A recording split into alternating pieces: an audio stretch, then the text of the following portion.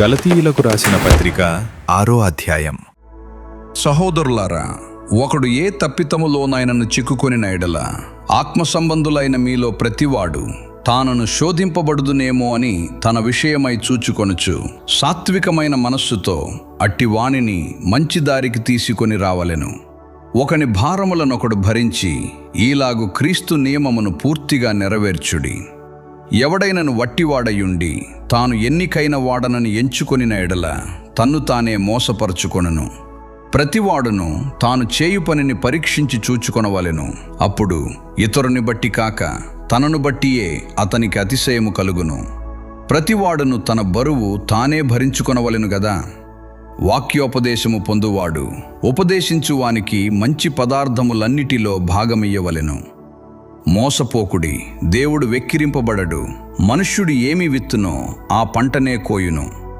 ఏలాగనగా తన శరీరేచ్ఛలను బట్టి విత్తువాడు తన శరీరము నుండి క్షయమును పంట కోయును. ఆత్మను బట్టి విత్తువాడు ఆత్మ నుండి నిత్య జీవమును పంట కోయును. మనము మేలు చేయుటయందు విసుకకయుందము.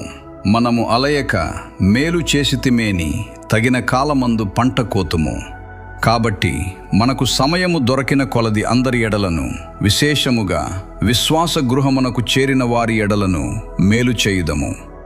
నా స్వహస్తముతో మీకెంత పెద్ద అక్షరములతో వ్రాయుచున్నానో చూడుడి. శరీర విషయమందు చక్కగా అగపడగోరు వారెవరో వారు తాము క్రీస్తు యొక్క శిలువ విషయమై హింస పొందకుండుటకు మాత్రమే సున్నతి పొందవలెనని మిమ్మును బలవంతము చేయుచున్నారు. అయితే వారు సున్నతి పొందిన వారైనను ధర్మశాస్త్రము ఆచరింపరు. తాము మీ శరీర విషయమందు అతిశయించు నిమిత్తము మీరు సున్నతి పొందవలెనని కోరుచున్నారు. అయితే మన ప్రభువైన యేసుక్రీస్తు శిలువయందు తప్ప మరి దేనియందును అతిశయించుట నాకు దూరమవునుగాక. దానివలన నాకు లోకమునకు నేనును సిలువ వేయబడియున్నాము. క్రొత్త సృష్టి పొందుటయే గాని సున్నతి పొందుట యందేమియూ లేదు, పొందకపోవుట యందేమియూ లేదు. ఈ పద్ధతి చొప్పున నడుచుకొను వారికందరికీ అనగా దేవుని ఇశ్రాయేలునకు సమాధానమును కృపయు కలుగునుగాక. నేను యేసు యొక్క ముద్రలు నా శరీరమందు ధరించియున్నాను. ఇక మీదట ఎవడును నన్ను శ్రమ పెట్టవద్దు. సహోదరులారా, మన ప్రభువైన యేసుక్రీస్తు కృప మీ ఆత్మతో ఉండునుగాక. ఆమేన్.